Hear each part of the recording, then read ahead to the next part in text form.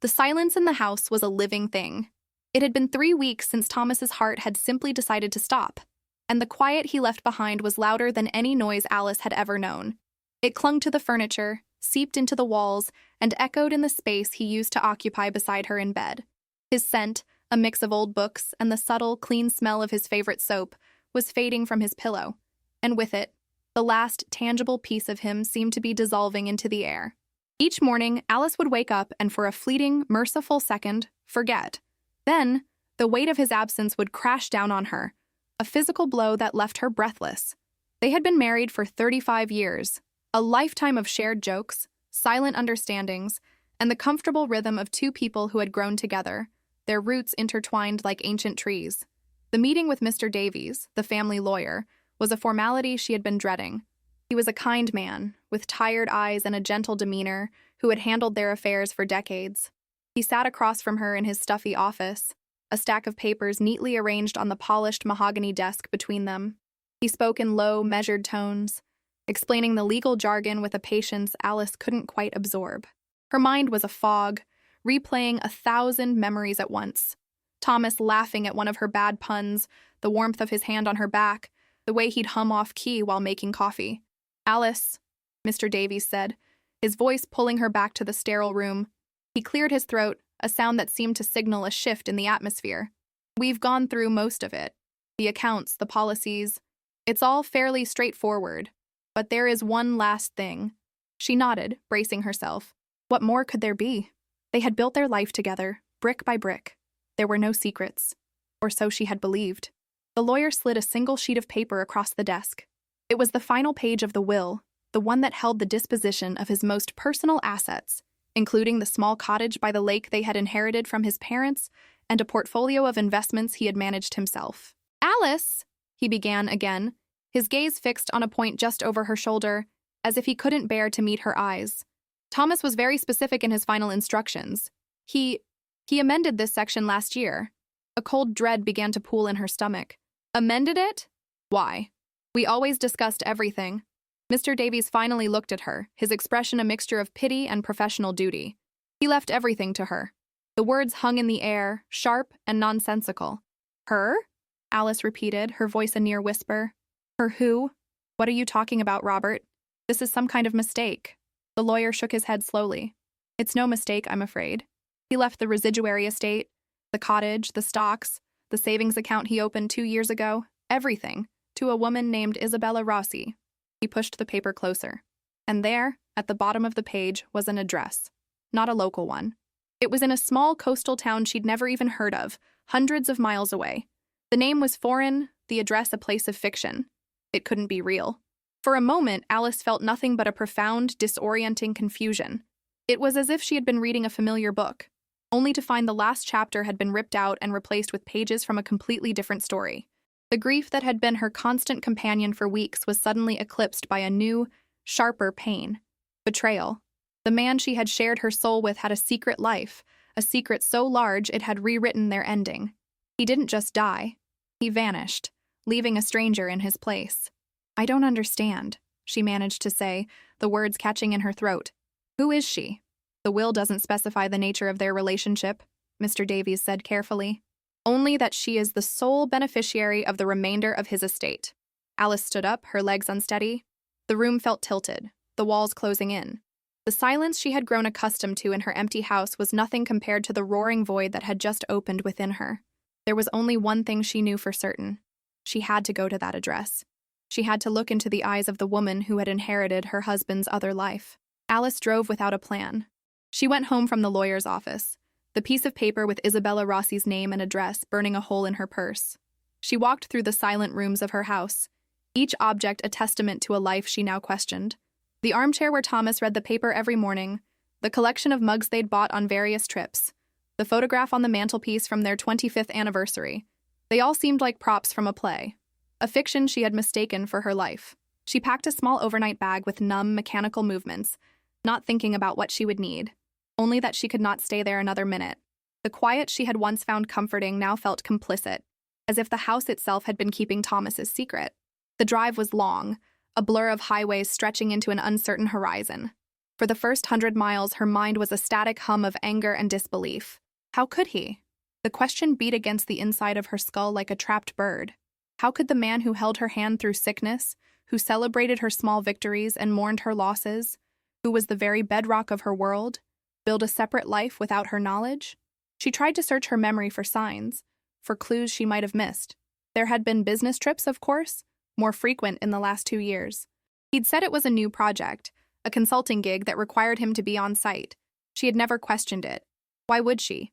He would call every night, his voice the same familiar, loving tone. Or was it? Now, in the harsh light of betrayal, she replayed those conversations, hunting for a false note, a hesitation, a lie she had been too trusting to see.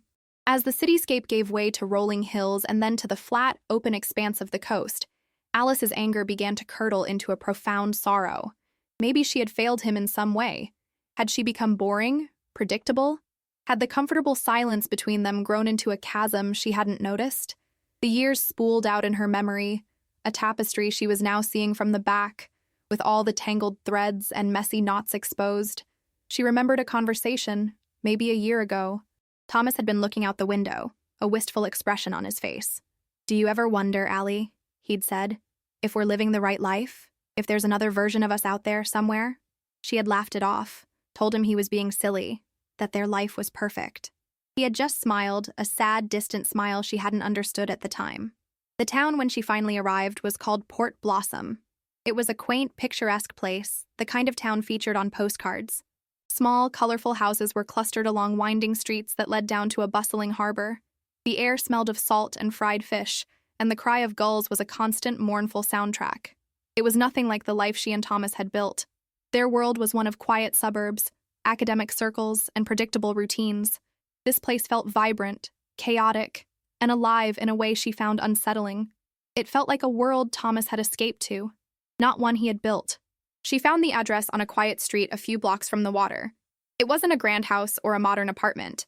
It was a small blue cottage, unassuming and modest, with a profusion of wildflowers spilling out of a lovingly tended garden. A porch swing moved gently in the afternoon breeze. There was a bicycle leaning against the railing, and a pair of muddy boots sat by the door. It didn't look like the home of a seductress, a homewrecker. It looked like the home of someone who had built a simple, peaceful life. Alice parked her car across the street, her hands gripping the steering wheel so tightly her knuckles were white. For a long time, she just sat there, watching the little blue house. This was it, the epicenter of her husband's secret. Behind that door was the woman who held the missing chapter of his life. Every instinct screamed at her to turn the car around, to drive away and leave the past buried. But she knew she couldn't.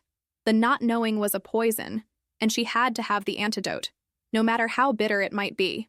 Taking a deep, ragged breath, she turned off the engine, her heart pounding a frantic, painful rhythm against her ribs. She was a stranger here, an intruder about to knock on the door of a life that should never have existed. Every step from the car to the little blue cottage felt like walking through deep water. The air, thick with the scent of salt and blooming flowers, seemed to resist her, pushing back against her intrusion. The cheerful chirping of a bird from a nearby tree sounded like a shrill alarm. Her own heartbeat was a frantic drum against the peaceful afternoon quiet. She reached the wooden porch, her sensible shoes making a hollow, alien sound on the boards. The muddy boots by the door were small, feminine. The bicycle was a vibrant yellow, a child's bicycle, with colorful streamers on the handlebars. A detail her mind had registered but not processed. Her hand, when she raised it to knock, was trembling. She curled it into a fist and rapped twice on the faded blue door. The sound was too loud. For a terrifying moment, she wanted to flee, to run back to her car and pretend none of this had ever happened, to live in the simple grief she had known before. But it was too late. She heard footsteps inside, slow and deliberate, and then the click of the lock. The door swung open, and the woman standing there was not what Alice had imagined. There was no trace of the villain she had constructed in her mind. The woman, Isabella, was perhaps in her mid-40s with kind, tired eyes that held a hint of a deep, settled sadness. Her dark hair was pulled back loosely and laugh lines crinkled at the corners of her eyes, though she was not smiling. She wore a simple, paint-splattered shirt and jeans. She looked at Alice, and there was no surprise in her gaze, only a quiet, weary recognition. "I'm looking for Isabella Rossi," Alice said, her voice sounding foreign to her own ears. "I'm Isabella," the woman confirmed, her voice soft. She wiped her hands on a cloth she was holding. The moment stretched, thick with everything unsaid. Alice had to force the next words out, the words that would make this real. I'm Alice. Alice Miller, Thomas's wife. Isabella's shoulders fell, just slightly, a gesture of resignation, not of guilt. She let out a long, slow breath, a sigh that seemed to carry the weight of years. I know who you are, she said, and her voice was gentle, filled with an impossible empathy. I was wondering when you might come. Please, come in. It was the last thing Alice expected. She had prepared for a fight, for slammed doors, for tears and accusations. She had not prepared for this quiet, somber acceptance. Numbly, she stepped over the threshold, entering the world that had run parallel to her own for years. The inside of the cottage was as simple and warm as the outside. It was clean and filled with light. The furniture was comfortable and well used. On the walls, there were framed photographs, but not of Thomas. They were pictures of Isabella and a little girl with a bright, gap-toothed smile, pictured on the beach, on the yellow bicycle, covered in mud in the garden. Can I get you some water? Tea? Isabella asked, her hospitality a strange and disarming courtesy. Alice shook her head, unable to speak. She stood in the middle of the small living room, an artifact from another life. Why? She finally whispered, the single word encompassing a universe of pain. How? Isabella's expression was pained. She opened her mouth to speak, to begin an explanation that Alice couldn't imagine, but she was interrupted. Mommy, is the painting dry yet? The voice came from a back room, small and clear as a bell. A moment later, a little girl, no older than 7 or 8, padded into the room. She was holding a piece of paper, a watercolor painting of a lopsided, smiling sun. She had her mother's dark, wavy hair and her bright smile, but her eyes were Thomas's. They were the same startling shade of blue, with the same distinctive flecks of gray, the same gentle, thoughtful shape that Alice had looked into every day for 35 years. Alice felt the air leave her lungs. It was not a thought or a realization. It was a physical impact, a truth that bypassed her mind and struck her straight in the heart. The yellow bicycle, the muddy boots, the residuary estate. He left everything to her. The lawyer's words echoed in her mind, but they had a new, shattering meaning. He hadn't left everything to Isabella. He had left it to her, to his daughter. The little girl looked at Alice with open curiosity, her head tilted. Alice stared back, trapped in the gaze of her husband's child. Isabella stood frozen, watching Alice, her face a mask of shared grief and silent apology. Alice, Isabella said, her voice breaking for the first time. This is Chloe. The world narrowed to the small, impossible space between Alice and the child with her husband's eyes. Time seemed to fracture and fold in on itself. In one moment, she saw only Thomas, the precise way his eyes would crinkle at the corners when he was about to break into a laugh, the serious set of his brow when he was concentrating on a difficult passage in a book. In the next, she saw a complete stranger, a child who had no right to that face, to that specific beloved piece of the man Alice had loved exclusively for 35 years. The little girl, Chloe, took a hesitant step forward, her innocence a dazzling, painful spotlight on the scene. She held up her watercolor painting, a lopsided but joyous sun. It's a sun for Daddy's garden, she said, her voice filled with a pride that was like a knife in Alice's heart. Mommy said he's on a long trip, but he can still see it from up high. The words were a physical blow. A long trip. That was the gentle, necessary lie they had told this child. For Alice, the trip was horrifyingly permanent, a sudden, brutal finality. For Chloe, it was a temporary absence filled with a child's unwavering hope. The sheer cruelty of that contrast, of two worlds of grief spinning around the same man, was more than Alice could withstand. Her breath hitched, a dry, ragged sob catching in her throat. Isabella moved instantly, her motions fluid and practiced, the instincts of a mother overriding the paralysis of the confrontation. It's beautiful, sweetie. Truly, it's your best one yet, she said, her voice miraculously steady. She knelt, putting herself on Chloe's level. Why don't you go put it on your wall, right above your bed, so it's the first thing he sees when he looks down tonight? She guided the child back towards the hallway, her hand a protective shield on her small back. Can you do that for me? I need to talk to our guest for a few minutes. Chloe nodded, gave Alice one last, long, curious glance, and then patted away. The sound of her small feet on the wooden floor receded, leaving a silence that was heavier and more suffocating than anything Alice had ever experienced. He told me he was going to tell you, Isabella said, turning back to Alice. Her face was pale, her composure finally beginning to crack like fine china. Tears welled in her dark, tired eyes, but she refused to let them fall. That was his mantra for the last year. Every month he would sit right there, she gestured to a comfortable-looking armchair, and he would say, "This is the month I tell her. She's a good woman. She deserves the truth." But he was a coward. He was a good man, a kind man, but he was a coward. He loved you too much to inflict this pain, and he loved Chloe too much to risk losing her. So he did nothing.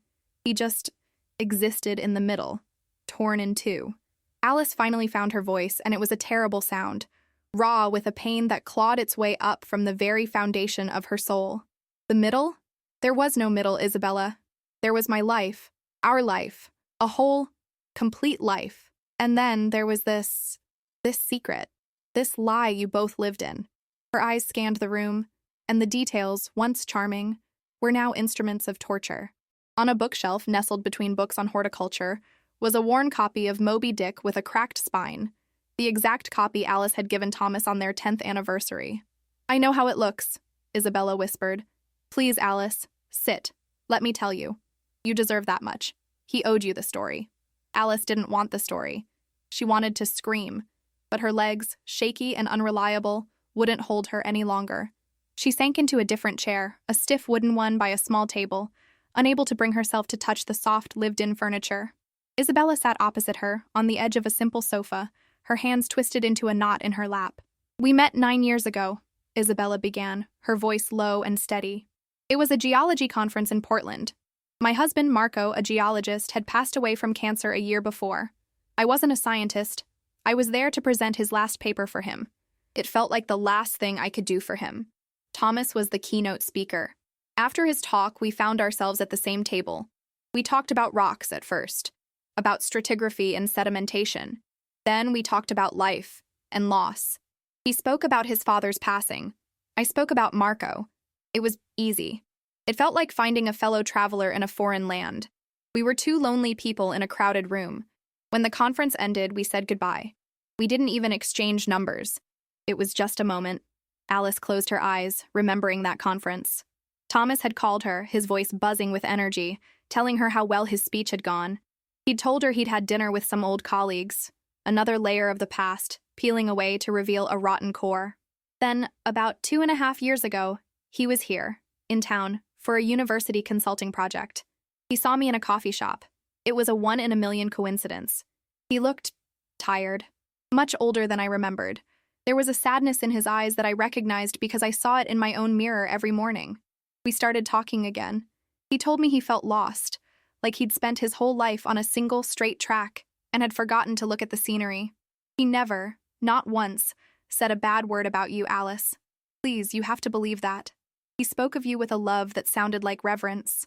"Alice is my anchor," he'd say. But it was the love of decades. A comfortable, settled love. He felt he had nothing new to offer you, that his life was just coasting to its quiet end. Isabella paused, her gaze dropping to the floor. "I was a single mother, working 2 jobs, barely keeping this house, my parents' house. He started helping. A broken fence post, a leaky faucet. He was good with his hands. Then he started spending time with Chloe. She was 5. Her father was just a photograph on the wall.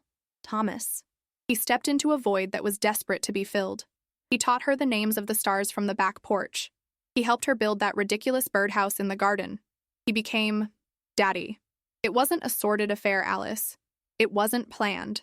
It was a slow, quiet slide into a different life. He found a purpose here he thought he'd lost. A different kind of love.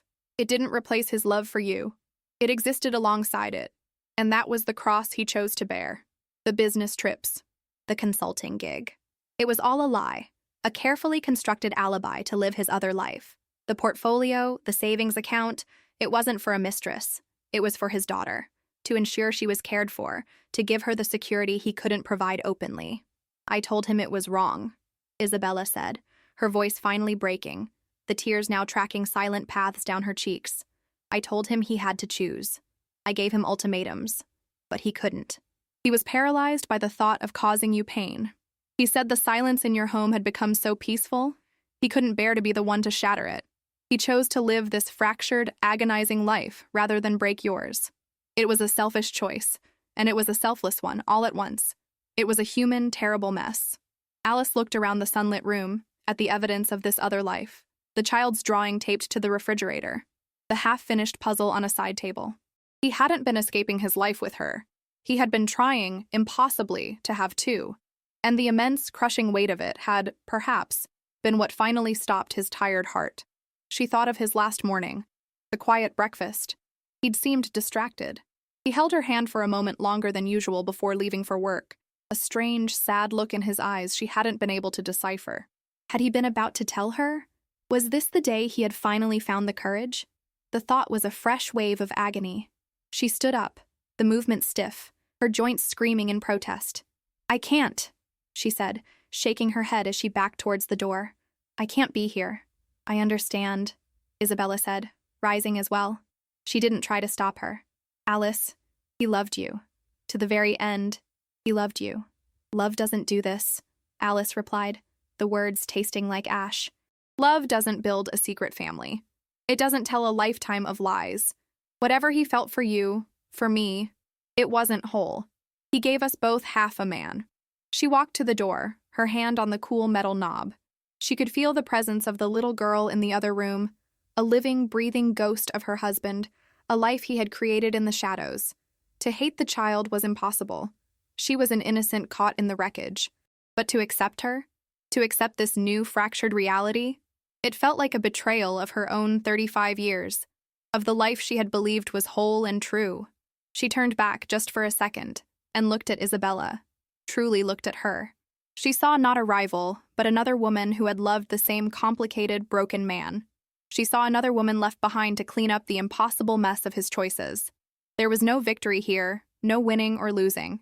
There were only two women, their lives irrevocably and tragically intertwined by a man they would both mourn in their own separate, silent ways. Alice left without another word. She got in her car, the engine turning over with a reassuring roar that felt like the first real thing she'd heard all day. She drove away from the little blue cottage, from the scent of salt and wildflowers, from the woman and the child who were the final, secret chapter of her husband's story.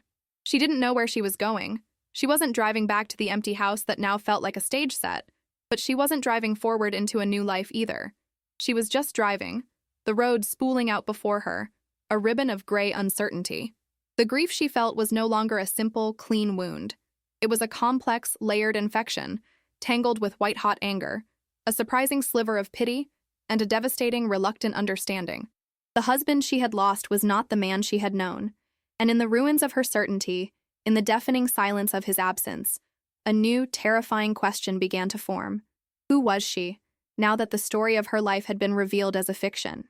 If this story touched your heart, share it with someone who needs a message of hope and the reassurance that even in the most complex and painful moments, the human spirit endures. It reminds us that life is not about perfect endings, but about the courage to face the messy, beautiful, and heartbreaking truth of what it means to be human.